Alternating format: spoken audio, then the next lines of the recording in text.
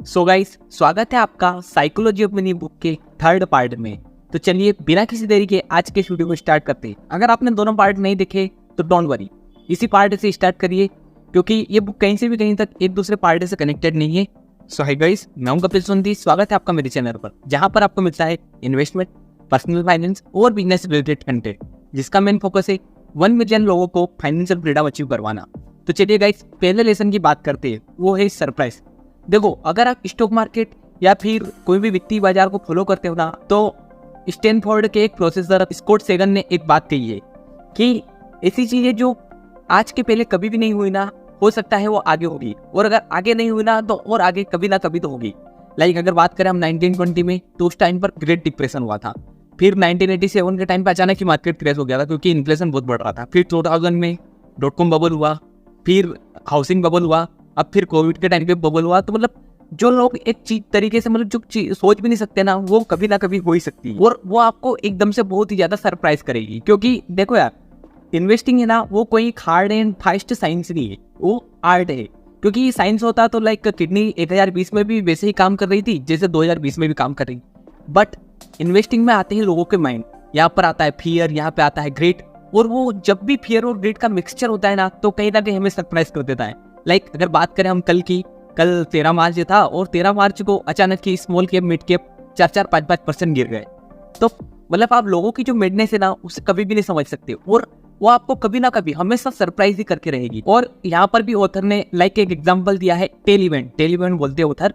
तो उन्होंने tell event दिया है कि 9/11 का जब हमला हुआ था, तो उसके बाद में जो फेडरल रिजर्व है ना, उसने इंटरेस्ट रेट कम करे। अब इंटरेस्ट रेट कम करे तो उससे क्या है कि लोन बहुत ही सस्ते रेट पर मिल रहा था, और लोन जब सस्ते रेट पर मिल रहा था तो उसने कहीं ना कहीं जो हाउसिंग बबल है ना, उसको बढ़ावा दिया। तो देखो यार, यहाँ पर टेल इवेंट है ना, वो जो बहुत ही ज्यादा छोटा है कि 9/11 का टेररिस्ट हमला हुआ, अगर उस हमले को रोक लिया जाता तो हो सकता है हम जो 2008 का जो फाइनेंशियल क्राइसिस हुआ उसे हम रोक सकते थे। और इसके अलावा ऑथर ने बेन ग्राहम, जो कि फादर ऑफ वैल्यू इन्वेस्टिंग है, उनका भी एग्जांपल दिया है। लाइक वो कहते थे कि जो कंपनियां अपनी जो नेटवर्किंग असेट है ना, उससे अगर कम कीमत पर ट्रेड हो रही ना, तो उन्हें खरीद लो। तो अगर बात करें हम नेट असेट वर्किंग की, तो नेट असेट वर्किंग वो होती है कि जो कैश एंड कैश इक्विवेलेंट होते हैं ना, अगर उसमें से हम डेट माइनस करते हैं और उसकी वैल्यू और कंपनी की वैल्यू के बराबर है, तो उस कंपनी को खरीद लो। अब आप एक बात बताइए कि अगर आप इस समय पर ऐसी कंपनी को ढूंढोगे तो आपको कितनी कंपनी मिलेगी? अगर मैं बताऊं तो आपको बहुत ही कम ऐसी कंपनियां मिलेगी जिनमें या तो कहीं ना कहीं फ्रॉड चल रहा है, या फिर कहीं ना कहीं उनमें मतलब कि उनके ऑपरेटर्स मैनिपुलेटिव, या फिर कहीं ना कहीं पेनी स्टॉक से। लाइक एक कंपनी का नाम शायद मुझे याद है, शायद ब्रॉडकॉम कंप्यूटर है ना, उसको देखना, उसके पास में कैश एंड कैश इक्विवेलेंट जितने हैं उससे थोड़ी सी ज्यादा शायद उसकी वैल्यूएशन है। मतलब अगर आप देखोगे ना तो आपको वैल्यूएशन बहुत ही कम लगेगी, बट अल्टीमेटली अगर आप ज्यादा रिसर्च करोगे तो आपको क्लियरली पता लग जाएगा कि कंपनी के कारण क्या कर रहे हैं। और इसके अलावा उन्होंने एक और बात कही थी कि जो कंपनी की जो बुक वैल्यू है ना, उससे 1.5 गुना से ज्यादा कभी पैसे मत दो। अब आप एक बार बताइए कि अगर आप टेक कंपनियों को फॉलो करते हो तो उनकी तो जो असेट्स में बुक वैल्यू होती है ना, वो बहुत ही कम होती है। तो अगर आप 1.5 गुने का ही नियम फॉलो करोगे तो आप कभी भी एक अच्छी टेक कंपनी को चूज नहीं कर पाओगे। और अगर बात करें हम 2000 से लेकर 2020 तक, तो टेक कंपनियों ने कहीं ना कहीं राज किया है। तो इस हिसाब से आप समझ ही सकते हो कि जो पहले कभी नहीं हुआ ना, वो आगे होता है। और खुद बेन ग्राहम ने भी जो उनकी बुक है द इंटेलिजेंट इन्वेस्टर, उसको 1972 तक बहुत ज्यादा चेंज कर दिया था। मतलब पहले 1949 में ही, फिर 56 में ही थी कुछ, उसके बाद में ही। तो मतलब अगर वो बुक जब बेन ग्राहम जिंदे थे तब तक उन्होंने 5 बार उसके एडिशन ला दिए थे। तो आई होप आप समझ सकते हो कि वो खुद अगर नई नई चीजें सीख के नए नए सरप्राइज ऐड हो रहे थे उस बीच में, तो बुक में इतने चेंजेस होते हैं। तो अब आप एक बात बताइए कि वो बुक इस समय पर कितनी ज्यादा रिलेवेंट हो। तो चलिए अब चलते हैं नेक्स्ट लेसन पर, जो कि है रूम फॉर एरर। देखो यार, यहाँ पर ऑथर कहते हैं कि हमें जब भी हम इन्वेस्टिंग कर रहे हैं या फिर कुछ भी चीज कर रहे हैं ना, तो उसमें एक छोटा सा रूम फॉर एरर रखना चाहिए। देखो यार, बहुत सारे लोग है ना, बहुत सारी चीजों को एनालिसिस कर लेते हैं, पर और सोचते हैं कि वो उनसे अच्छा कोई भी एनालिसिस कोई कर ही नहीं रहा होगा। बट क्या हो, मान लो आपने रिटायरमेंट आपका प्लान किया, ठीक है, और आपका रिटायरमेंट प्लानिंग आता है 2009, जब बिल्कुल वो मार्केट क्रैश हो गया था। चलो ठीक है, उसे छोड़िए। मान लो आपने इन्वेस्टमेंट किया था 2009 में, और कोविड जब अपना चालू हुआ था मार्च 2020 में, तब मान लो आपका रिटायरमेंट हो, मतलब 10 साल के लिए आपने इन्वेस्ट किया। तो अगर आप अल्टीमेटली देखोगे तो दोनों समय में कुछ भी पैसे ग्रो ही नहीं हुए। तो हमेशा देखो, हमें जो रूम फॉर एरर है ना, वो बना के रखना चाहिए। देखो यहाँ पर ऑथर ने वर्ल्ड वॉर 2 का एक एग्जांपल दिया है। उसमें एक जो स्टेलिनग्राड का युद्ध था ना, वो सबसे इंपॉर्टेंट युद्ध था। अब देखो जर्मन जो फोर्स थी ना, वो सबसे पावरफुल फोर्स थी उस समय पर। जर्मन फोर्स के पास में बहुत सारे टैंक ऐसे थे कि उन्होंने मैदान में रखे थे, मतलब रिजर्व के रूप में। पर पता है क्या हुआ, जब उनकी जरूरत पड़ी ना, तब वो काम ही नहीं आए। और काम क्यों नहीं आए? क्योंकि वो जब जहाँ मैदान में रखे थे ना, वहाँ पे साले चूहे घुस गए उनके अंदर और उसकी वायरिंग काट दी।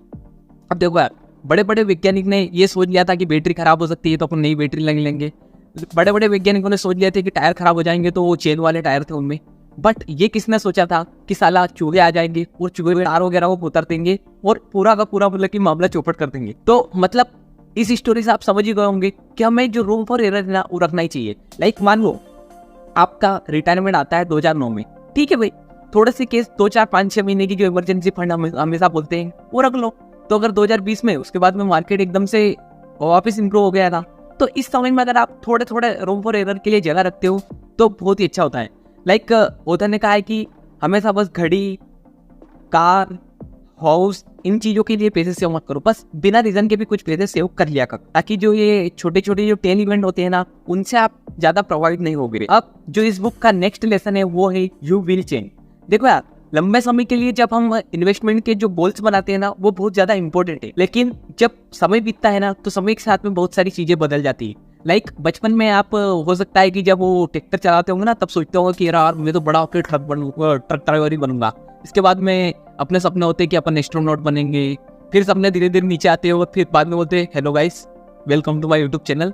मतलब अल्टीमेटली आप समझ गए होंगे मेरी भावना है कि मैं क्या कहना चाहता हूँ। तो देखो यार, हमें लंबे समय की प्लानिंग तो करनी है, बट हमें हमेशा ध्यान में रखना चाहिए कि कभी भी हम ऐसे ह्यूमन बीइंग है जो कि चेंज हो सकते हैं, तो हमें उस चेंज के लिए भी तैयार रहना है कहीं ना कहीं। क्योंकि देखो यार, हम सब एक भ्रम में जी रहे हैं कि हम जो मतलब कि अल्टीमेट जो रियलिटी वाला पर्सन बनना चाहते हैं ना, वो बस बन चुके हैं और बस इसके बाद में चेंज नहीं होंगे। बट देखो यार, आज के टाइम में जब टेक्नोलॉजी इतनी फास्टली चेंज होती है, तो आई होप आप समझ ही गए होंगे कि हम भी कितनी बार चेंज हो सकते हैं। लाइक मैं खुद का भी एग्जांपल दूंगा, तो 10th तक मेरा मानना था कि मैं बस मैथ्स लूंगा और आगे जाके उसी में करियर बनाऊंगा। बट अल्टीमेटली बाद में मैंने अभी कॉमर्स लिया और अब मैं सीए कर रहा हूँ, और सीए के बाद भी अब मन कर रहा है कि सीए पे कर लेता हूँ। तो आई होप आप समझ रहे होंगे कि हमारे जो डिसीजन से या फिर हमारा जो माइंड है ना, वो हमेशा चेंज होता रहता है। और देखो यार, बहुत सारे लोग क्या है कि जो पुराने जो उन्होंने डिसीजन ले लिया ना, तो उसी पे चिपके हुए रहते हैं। देखो बहुत सारे लोग ने, मान लो जब 18 साल के भी नहीं हुए थे तब उन्होंने एक कोर्स ले लिया। चलो मान लो एक एग्जांपल देता हूँ कि आपने, मान लो आपको मैथ्स से लेना था बट आपने ले लिया कॉमर्स, और फिर आप बस कॉमर्स में ही अपना करियर बनाते जा रहे हो, बट अल्टीमेटली आपको मैथ्स में जाना था। तो भाई सीधी सी बात है, चेंज कर लो। क्योंकि 18 साल से पहले हम साला ये सारे मैथ्स फेथ्स सब सिलेक्ट कर लेते, उस समय पर हम लीगली दारू भी नहीं पी सकते। तो आई होप आप समझ रहे होंगे कि लोग अल्टीमेटली बहुत ज्यादा दुखी इसी चीजों से होते हैं कि उन्होंने कुछ डिसीजन बहुत पहले बना लिए थे और बस अब वो उन्हें चेंज नहीं कर पा रहे। तो अगर आपका मन है चेंज करने का तो कर दो। चलिए अब नेक्स्ट लेसन के ऊपर चलते हैं, और वो नेक्स्ट लेसन है नथिंग इज फ्री। देखो यार, इस दुनिया में एक कहा जाता है कि इस दुनिया में कुछ भी चीजें फ्री में नहीं है। अगर कुछ चीज फ्री में है तो फिर समझ लीजिए कि प्रोडक्ट आप हो और आप खुद उसकी प्राइस चुका रहे हो। तो देखा यार, उसी प्रकार जो S&P 500 या फिर जो बात करें हमारे सेंसेक्स, तो सेंसेक्स ने 1980 से लेकर अभी तक 700 गुना से ज्यादा का रिटर्न दे चुका है। बट उसमें से अल्टीमेटली 3-4 मेजर क्रैश भी आ चुके हैं। तो आई होप आप समझ रहे होंगे कि 40 साल में, ये बोलना बहुत ही आसान है कि 40 साल में स्टॉक मार्केट ने 700 गुना का रिटर्न दिया। तो देखो यार, 700 गुना रिटर्न कमाने के पीछे एक ही कीमत थी, वो था पेशेंस। बहुत सारे टाइम पे फ्रस्ट्रेशन होता है जब स्टॉक मार्केट अचानक 40% क्रैश हो जाता है, फिर बढ़ जाता है, फिर क्रैश हो जाता है, फिर बढ़ जाता है। तो ये बहुत ही ज्यादा फ्रस्ट्रेशन देता है और खुद के ऊपर सवाल खड़ा करता है कि साला अभी मुझे निकल जाना चाहिए क्या मार्केट से। मतलब यूट्यूब पे लिटरली मैं देखता हूँ कि वीडियो ऐसे बनते हैं कि should I exit from market, should I invest in the market. अरे भाई सीधी सी बात है, आप कंटिन्यूअसली जो मार्केट यूं चल रहा है तो उसमें बस पैसे लगाइए, अल्टीमेटली आपके पैसे ग्रो होंगे इसे। तो अब ये आपके ऊपर है कि आप ये जो पेशेंस वाली कीमत है ये चुका पाते हो या फिर नहीं चुका पाते, या फिर फ्रस्ट्रेशन में आके अपने शेयर्स को बहुत ही कम कीमत पर बेच के निकल लेते हो। लाइक मैं पर्सनली मेरा एग्जांपल देता हूँ, मैंने जोमेटो में शायद 97 रुपीज़ से इन्वेस्टिंग स्टार्ट करी थी और 75 रुपीज़ तक इन्वेस्टिंग करा मैंने, क्योंकि मुझे लग रहा था कि जोमेटो का फ्यूचर कहीं ना कहीं बहुत ही ज़्यादा ब्राइट है। बट अल्टीमेटली फिर क्या हुआ, जोमेटो गिरते गिरते 40 रुपये पे आ गया। उस समय पर मेरे पास पैसे नहीं थे और फ्रेंड लोग भी बोलने लगे कि भाई तूने बहुत गलत इन्वेस्टमेंट कर लिया। तो बस मैंने पीयर प्रेशर में आके उसमें से पैसे निकाल के दूसरी कंपनी में लगा दिए। तो आई होप आप समझ रहे होंगे कि वो डिसीजन कितना ज़्यादा गलत था, क्योंकि हो सकता है थोड़ा और फ्रस्ट्रेशन झेल लेता, अभी तक अगर मैं उसमें बना रहता तो अल्टीमेटली मेरे जो स्टॉक्स है वो दोगुने हो जाते। इसके अलावा ऑथर ने भी एक एग्जांपल दिया, लाइक आपको मान लो एक 30 लाख रुपए की कार खरीदनी है, ठीक है, तो 3 एग्जांपल है, या तो ब्रांड न्यू कार खरीद लो, या सेकेंड हैंड में उसी कार को खरीद लो, या फिर तीसरा है चुरा लो। तो देखो यार, जो थर्ड ऑप्शन है ना, उससे हर कोई बचना चाहता है, क्योंकि चुराने के बाद में जो सजा मिलेगी ना, वो सबसे ज्यादा खराब है। पर जब बात आती है ना इन्वेस्टिंग, रिटायरमेंट प्लानिंग या फिर इंश्योरेंस वगैरह की, तो हम थर्ड वाला ही ऑप्शन चूज करते हैं। मतलब अभी ठीक है, अभी चुरा लो, मतलब साइड हो लो, एक तरीके से वो बोलते हैं ना कि बिना पैसे दिए हमको सब कुछ चाहिए, तो वैसा हम करना चाहते हैं। और इसके अलावा एक और एग्जांपल दिया है, एक मॉन्स्टर बेवरेजेस कंपनी है, उसने 3190 गुने का रिटर्न दिया, जो कि मतलब बहुत ज्यादा, एक अल्टीमेट बहुत ज्यादा रिटर्न है। बट पता है वो कंपनी अब बहुत सारे दिन तो ऐसी रहती थी कि उसने अगर कल हाई छू लिया तो फिर उसके लो पे ही रहेगी। तो मतलब समझ लो कि कंपनी ने मान लो 5% का अपर सर्किट दिया, तो फिर अगले दिन 2% गिरेगी, फिर 1% गिरेगी, फिर बढ़ जाएगी, फिर गिरेगी। तो मतलब उसके बीच में भी कितना ज्यादा फ्रस्ट्रेशन था। तो आई होप आप समझ गए होंगे कि कुछ भी चीज यहाँ पर दुनिया में फ्री नहीं है। चलिए अगला जो लेसन है वो है यू एंड मी। यहाँ पर ऑथर ने बात करी है कि जब .com बबल हुआ था ना, तो उस समय पर हाउस होल्ड को $6.2 ट्रिलियन का नुकसान हुआ था, और जब हाउसिंग बबल हुआ था ना, तब $8 ट्रिलियन का नुकसान हुआ था। अब में से एक ही क्वेश्चन आता होगा कि साला आखिर ये बबल कैसे क्रिएट हो जाते हैं, क्योंकि अब अगर हम इतने ज्यादा मतलब कि हर चीज में हमने डेवलपमेंट कर लिया, तो हमको पहले से पता हो जाना चाहिए कि बबल क्यों क्रिएट हो रहा है। बट यहाँ पर जो सबसे बड़ा रीजन है ना, वो है ग्रीड। देखो, जब तक लोगों को एक अच्छी स्टोरी सुनाई जाती है ना, तो लोग उस स्टोरी पर बिलीव कर लेते हैं, और उसी स्टोरी की वजह से लोगों के अंदर आता है लालच, और बस सब कोई चाहता है कि वो बस पैसे से पैसा कमाया जाए। और फिर बाद में क्या होता है वो आपको पता है, फिर होता है एक मार्केट प्लेस, फिर लोग उससे नए लेसन लेते हैं, फिर वापस एकदम से ग्रेड आता है उनके बीच में, और फिर वापस उससे लेसन लिए जाते हैं। चलिए इसको थोड़ा एग्जांपल से समझाता हूँ। लाइक मान लो कोई कंपनी थी, टेक्नोलॉजी कंपनी, उसका स्टॉक $25 से $50 हो जाता है एक ही दिन में। अब आपके मन में ग्रेड आता है कि भाई $50 हो गया तो ये आगे बढ़ेगा बट जैसे ही आप खरीदते हो उसके बाद में वो स्टॉक हो जाता है ग्रेड। और वही हाउसिंग बबल भी था, तब ऐसा हो रहा था, घर की प्राइसेस मतलब इस कदर बढ़ रही थी कि आज जो घर 4 लाख रुपए का था, वो अगले दिन 5 लाख का हो जाएगा, और अगले ही महीने तक 6-7 लाख का हो जाएगा। अब कौन है जो कि उसको होल्ड करेगा, और किसको मतलब है कि वो कितने इंटरेस्ट रेट पे घर मिल रहा है, क्योंकि सबको तो वही बेनिफिट दिख रहा है ना कि 4 लाख का घर खरीद लो, 7 लाख में बेच दो। और इसके अलावा जब भी ये CNBC या फिर जी न्यूज़ पर अगर आपको आकर कोई बोलता है ना कि इस कंपनी में इन्वेस्ट करो, तो वो लिटरली आपको नहीं जानते कि आप कौन हो, या क्या आप ट्रेडर हो जो कि एक ही दिन में आज खरीद के इसे बेच दोगे, तो आपको घंटा प्राइस का फर्क नहीं पड़ेगा, या फिर आप एक इन्वेस्टर हो जो कि लंबे समय की सोच के चल रहा है। अगर आप एक इन्वेस्टर हो तो फिर आपके ड्यू डिलिजेंस और आपका एनालिसिस करके लोगों के भी ग्रेड को देखना पड़ेगा। सो आई होप आप इस लेसन से कुछ ना कुछ जरूर सीखेंगे। चलिए अब आगे बात करते हैं नेक्स्ट लेसन की, जो कि है द सिडक्शन ऑफ पेसिमिज्म। देखो यार, अगर मैं आपको बोलूंगा कि स्टॉक मार्केट ने पिछले 20 साल में इतना रिटर्न दिया और आगे जाके भी इतना रिटर्न दे सकता है, तो लिटरली आप मेरी बात को इग्नोर कर दोगे, क्योंकि आप बोलोगे कि चल बे, ये तो मैं सबके मुंह से सुन रहा हूँ। बट अगर अभी मैं क्लियरली आपको एक यूट्यूब पे वीडियो बना के बताता हूँ कि कल स्टॉक मार्केट गिरने वाला है, अगले दिन स्टॉक मार्केट इतना खतरनाक गिरेगा, इस साल स्टॉक मार्केट इतना खतरनाक गिरेगा, तो लिटरली आप मेरी बात इतनी गौर से सुनोगे, और हो सकता है कि अगली बार जी न्यूज़ वगैरह पे मैं आ जाऊँ। मतलब बस मैं बता रहा हूँ, क्योंकि जो ऑप्टिमिज्म है ना, लोग ऑप्टिमिज्म को कभी भी लेना ही नहीं चाहते, क्योंकि ऑप्टिमिज्म उन्हें बहुत ही ज्यादा वो मतलब हल्के वाला लगता है, जैसे वो बगल में छोरा रहता है ना उसकी तरह। बट जो पेसिमिज्म है ना, वो लोगों को कहीं ना कहीं डोपामिन रिलीज करवाता है, और लोगों को बिल्कुल सोचने समझने पर मजबूर कर देता है कि तो हाँ ऐसा भी हो सकता है। क्योंकि जो पेसिमिज्म है ना, वो पेसिमिज्म जो भी अभी प्रेजेंट में कुछ भी ट्रेंड वगैरह चल रहा है ना, उसे बहुत ही ज्यादा एक्स्ट्रापोलेट करके बताता है। देखो, अब मैं पॉलिटिकल व्यू मेरा कुछ भी हो सकता है वो नहीं है, बट मैं समझाना चाह रहा हूँ। जैसे ही देखो, अभी कुछ साल पहले CAA मतलब कि जो सिटीजनशिप अमेंडमेंट एक्ट आया था, तो लोगों ने बिल्कुल इतना ज्यादा उसको एक्स्ट्रापोलेट कर दिया कि तुमको तो भारत से बाहर निकाल देंगे, ये कर देंगे, वो कर देंगे।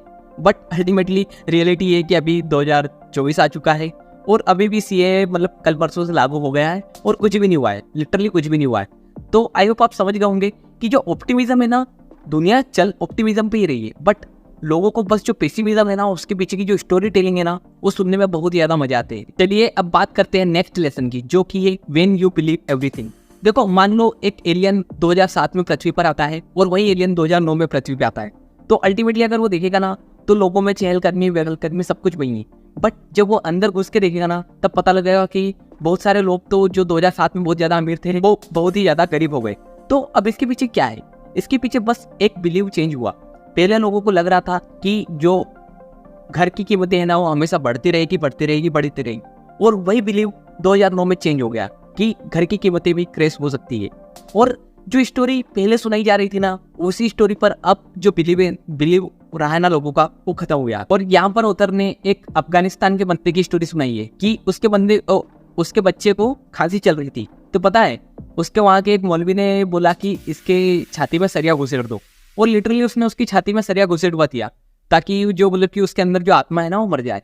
बट मतलब आप समझ रहे हो कि अगर नॉर्मल लोग कोई सोचेगा मतलब अपने तरह का, तो बोलेगा कोई क्या चूतियावा चल रहा है।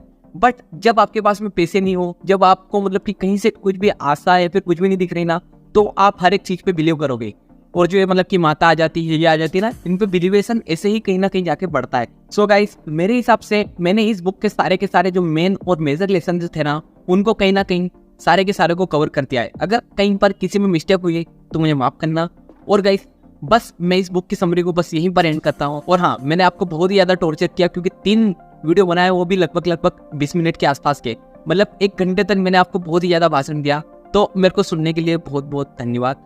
सो गाइस, ये वीडियो यहीं पर एंड होता है। अगर आपको वीडियो पसंद आए तो वीडियो को लाइक करना, चैनल को सब्सक्राइब करना, और साथ ही आप एक प्यारी कमेंट कर सकते हो कि मैं नेक्स्ट वीडियो किस टॉपिक पर बनाऊं। So guys, bye bye.